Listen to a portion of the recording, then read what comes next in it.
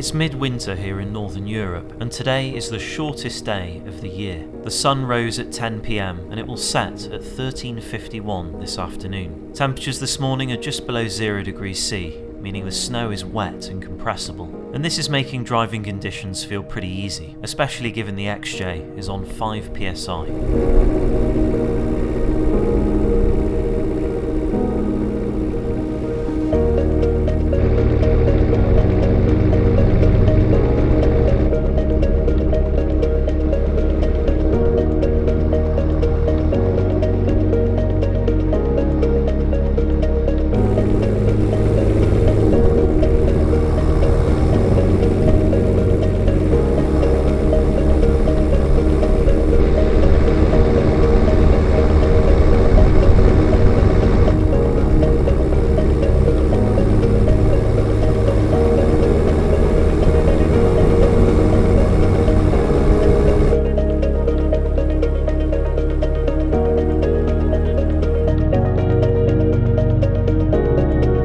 It's a pretty leisurely drive, nothing really too spectacular in terms of snow conditions. This morning it was about 0 degrees C.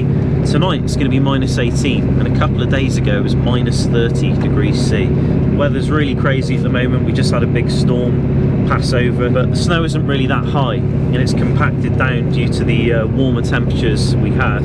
The only thing I've got to watch is sometimes the tracks can be a bit narrow and you can drift off towards the edge a bit because the tracks are kind of curved like this to allow runoff when the snow melts. You know, sometimes you can't quite see the edge.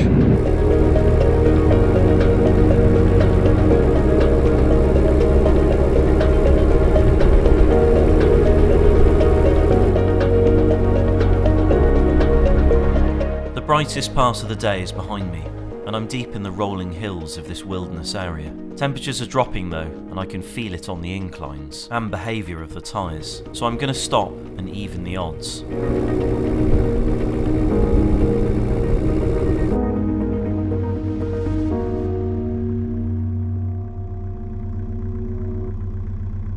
You can kind of see how the weather's changed. It's now turned the snow into like granules. It's still a little bit damp. You get very little traction, surprisingly, in snow like this. So I'm going to put a set of chains on. I might actually put all 4 on just because of where I'm going and the predicted weather conditions tomorrow. We're expecting more snow.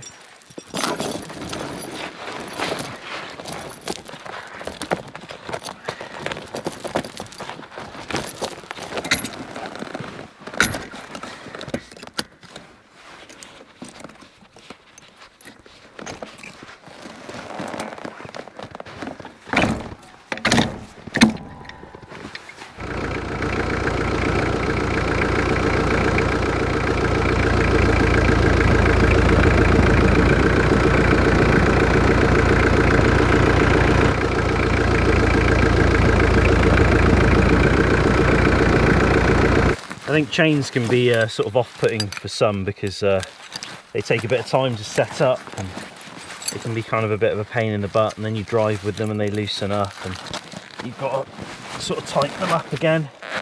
That's why it's good to make sort of decent tensioners actually. But I've just marked all the links out on mine with a little bit of red paint, so I know exactly how to set them up pretty fast. I'm not going to put a time on it because I'll just embarrass myself.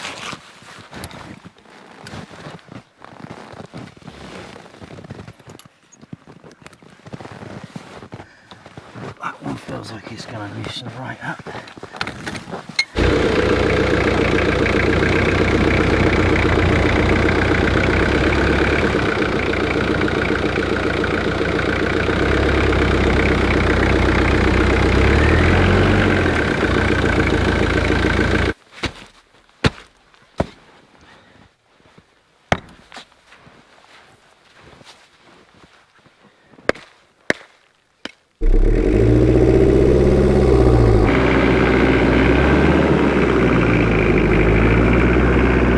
There's not going to be a lot I get stuck on now. Low pressures and chains is something I use quite a bit, but it really depends on the snow conditions. Like the thing about chains is they dig when you spin the wheels too fast. If you're just tractoring along and you've got something hard under the snow, or the snow's kind of wet and compactable, you know, you can go slow and they can add you quite a bit of traction to the tyre. But there are situations where you don't really want to use them, when you want to float on the snow when the snow's too deep. But we're not really at that point yet in the year. The snow's not that high, we're still floating pretty well with the chains. Even if we spin and dig, there's going to be something hard underneath to grip it, and the snow doesn't max out the ground clearance of the Jeep. So those are the factors really. But now we're just moving really easy through the compacted snow drifts.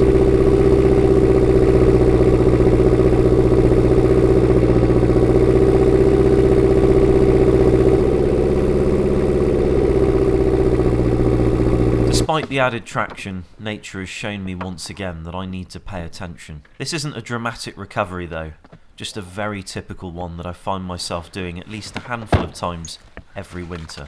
I went the wrong way, couldn't turn around, and tried reversing back up the way I came, and in the process slid off the track.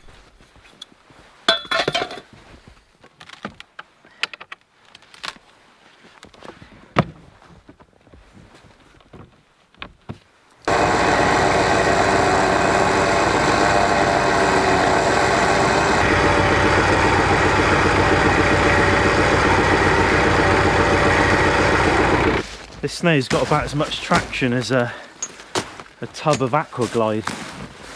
I mean, it's just turned into table salt throughout the day.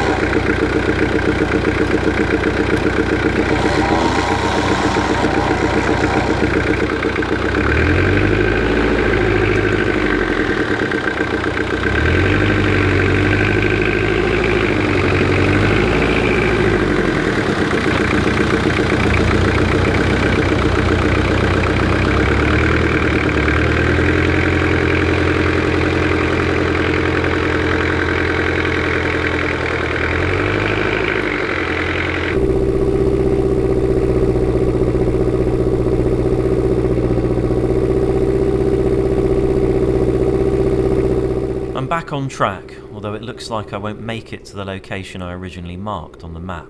So I'm going to descend into this small valley and set up camp at the next clearing. Given that I only have about 1 hour of daylight left before it's dark, my plan is to use this time to gather and prepare as much firewood as I can, in preparation for a long, dark, cold evening.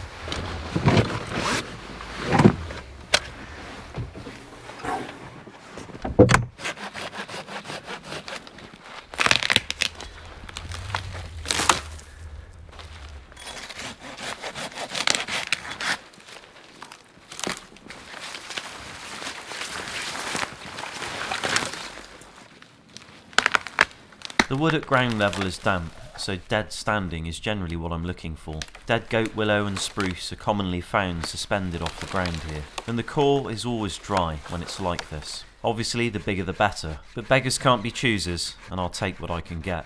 It's often pointed out on my outings that I'd be much more comfortable in a hot tent or a heated van, but in all honesty I don't come out here to look at the walls of a tent or look out the window of a van. And while I still can, I like to spend my time outside, soaking up the environment, until it's time for bed. It's what I enjoy, and why my setup is the way it is. Although I will add that these days my setup is much more elaborate compared to the ventures I did in my 20s and early 30s. But despite this, I still love every minute of my time out here, come rain or shine. Some energy.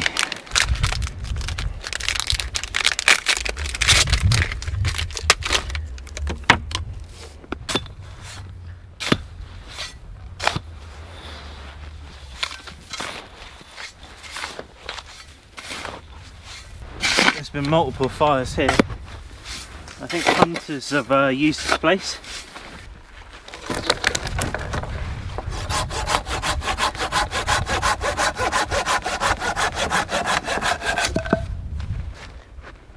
Well, this is the next 20 minutes of my life. Wood processing. Time well spent though, it's going to be cold tonight. And although I won't cook on an open fire like I did last time, it's nice to be by a fire when you want to be outside. I don't like coming out here and just sitting in my roof tent, you know. I like to be outside. I like to feel the weather on my face. I know he's out here. Yeah. Bigfoot, he's smell his ass. He's fucking around somewhere, mate. Last one. Picked up this bark on the way in. Should be a great tinder. I'll leave that there for later on.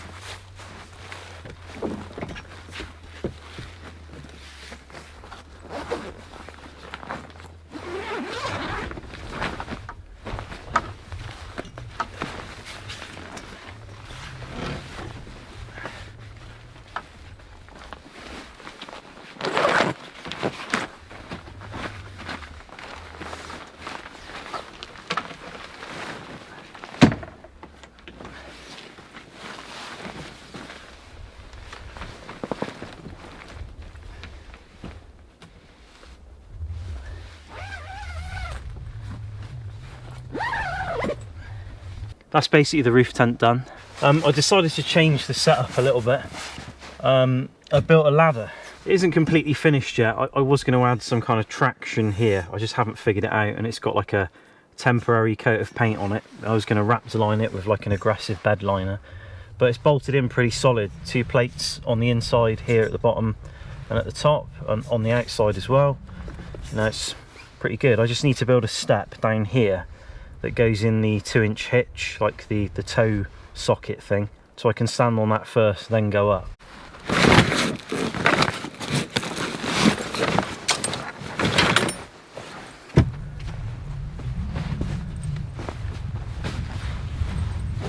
One last piece of the glamping puzzle. Just got the diesel heater plugged in. Turn that on later, mainly because night time starts at 3 o'clock in the afternoon. So there's a lot of downtime, a lot of reading, and I've basically got all 5 seasons of Guttermouths to get through tonight. So, you know, it's gonna be a really busy night, basically. But someone's got to do it.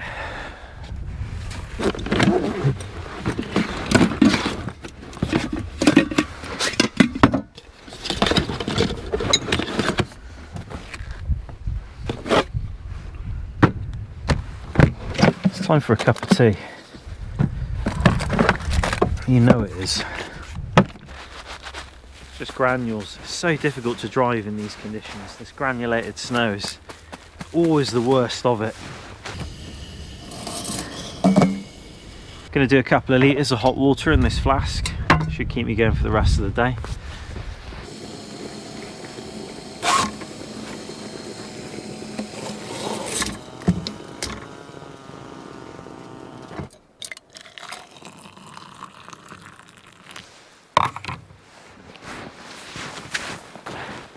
Cash in on some hot water. Melts it pretty much straight away, and now it can be reboiled.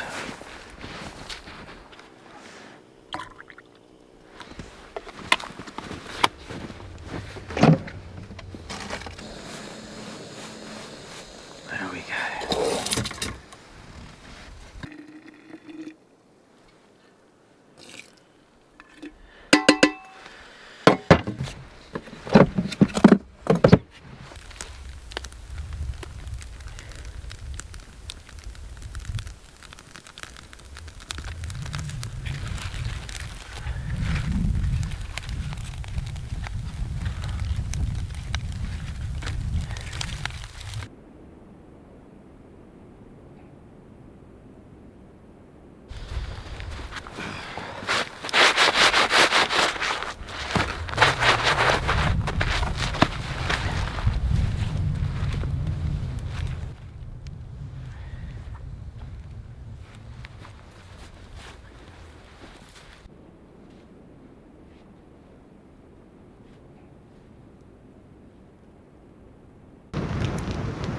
The heart of the campfire is blazing, especially now that I've put on some dense resinous pines that will keep it burning wildly for many hours to come. It's about 1700 though, meaning it's dinner time for me. I've got some steak and rice along with some eggs and other things for afters, and it should tie me over for the night.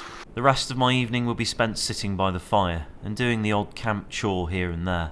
Then it's time to climb up into the roof tent and hunker down for the night.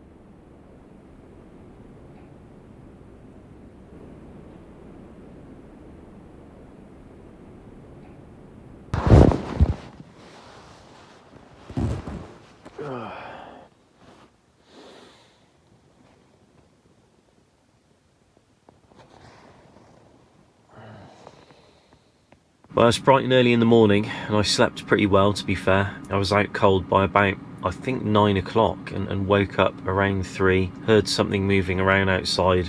Yeah, and then went back to sleep again, but my sleeping bag's extremely warm. And although I was overheating at the beginning of the night, it did drop quite a bit, and I'm glad I brought it with me because it was really comfortable. But I've had the heater running now, and obviously it's very, very frozen in here when you wake up. So one of these after the heater's running just to help out, and then you know, it's a really good thing to do basically to combat condensation. Also that tray that I've been using up here for my boots, that thing has proven to be a game changer up here. And one of the best things is I can take a dump in it. It's frozen in the morning and then I can just wing it out the door. So again, multi-function.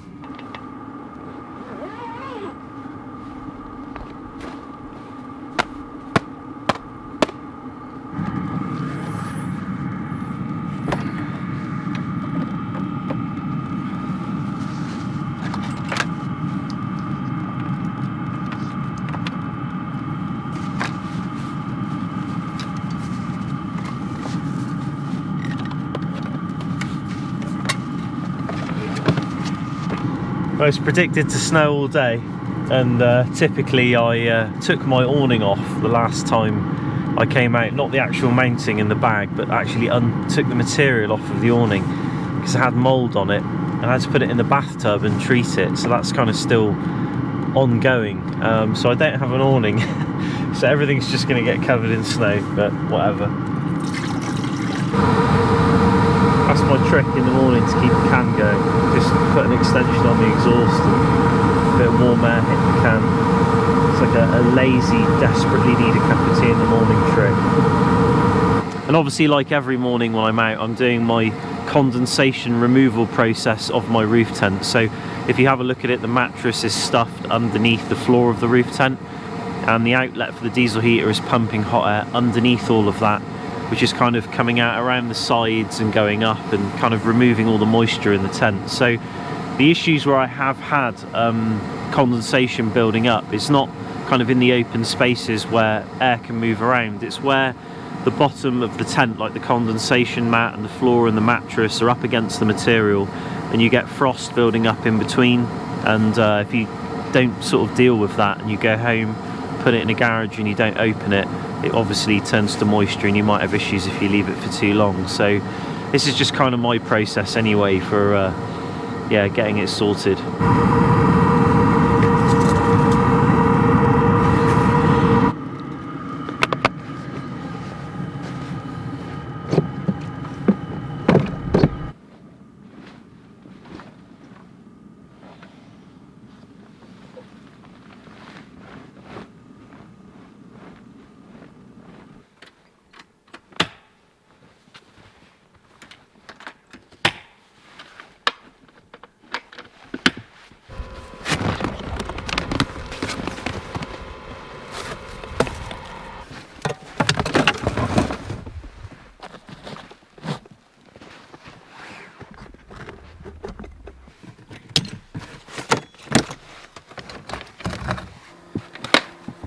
Smell you in my dreams, your eyes that smell like beans.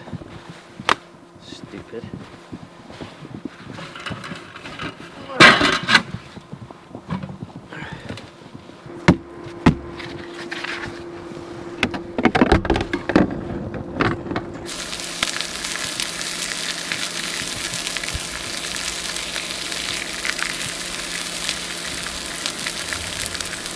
It's probably my last camp of 2023. It's been a pretty good year, to be honest. Been out quite a bit. Obviously done a lot of work on the Jeep as well, building the 3-link, and just, yeah, tons and tons of work on it this year. I've got quite a lot done, and it's been performing really well. Still no lockers though. Still coming out here without lockers, although you'll probably see in the recovery footage the rear traction device in the 8 1/4 does work very well, even on these 35s and even with chains. It is basically just a limited slip diff, from what I understand. I don't know what Jeep call it. Is it a track lock or something like that? But it works really well. So, you know, I guess I have 3-wheel drive at the end of the day when things get tough. But I'm not going to stick around here too long, I'll be honest with you. This camp is was more out of necessity for me just going the wrong way.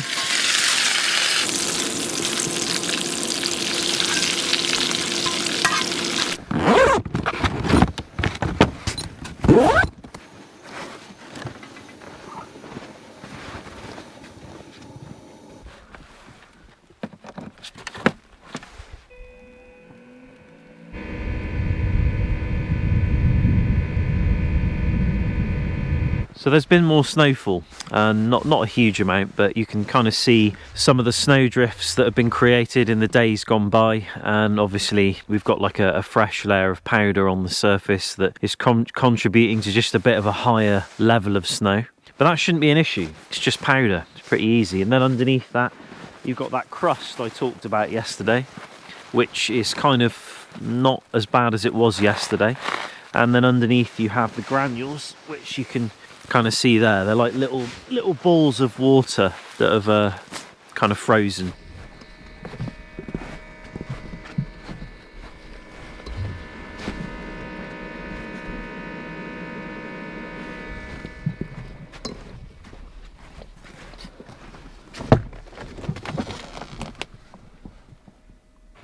Be my brush, cleany, cleany, clean. Try and stop water going inside the vehicle as much as possible. The death of all Cherokees.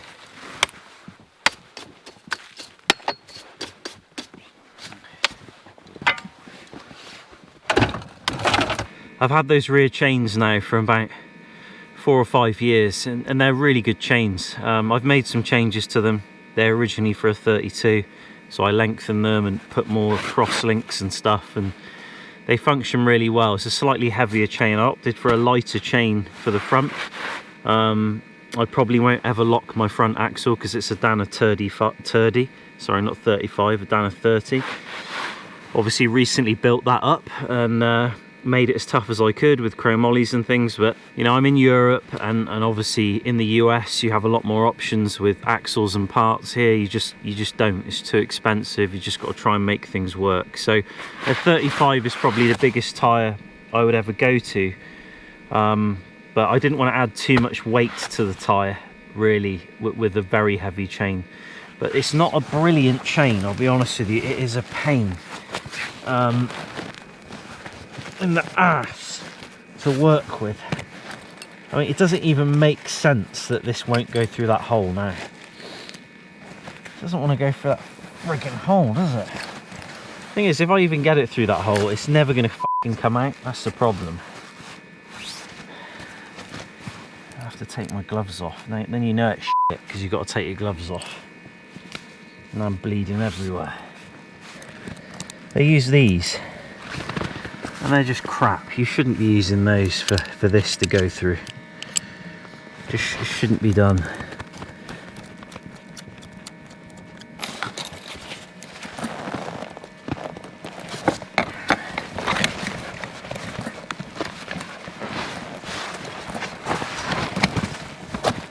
It's a bit tighter, I suppose. But I've got a funny feeling I'm not getting out of here the way I thought I was, which was all the way down there for about another probably 45 minutes of driving and then out onto a road. And the reason being is there's been so much snow that when the plough truck comes, it's going to create a snow wall right at the edge of the trail onto the road, and it's really dangerous to like punch through that, go onto a main road with moving traffic, and then kind of get your speed up and all that kind of stuff. And the issue being is I have to air up, I have to get the chains off, air up before I get out onto that road, which then impedes my performance really of punching through that snow mound and getting out onto the road, so I can potentially get stuck and block the road. So I might have to go all the way back the way I came, because that takes me onto a much smaller road with very little traffic. It's much safer to embark onto the road. So you've got to think about all of these things when you come out and do this sort of stuff, because the last thing you want to do is cause an accident,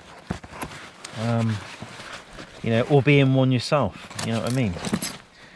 Now, I'm not talking about the type of accident where, you know, you shit yourself in the tent, you know, that,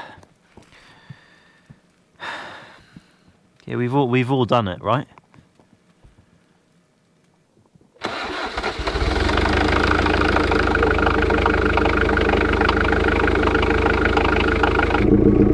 Started up pretty good, obviously a bit gluggy, but you know, the important things to keep an eye on oil pressure. It's probably one of the most important things really with these sort of old diesel engines. No, I don't trust this gauge, I put that straight into the block.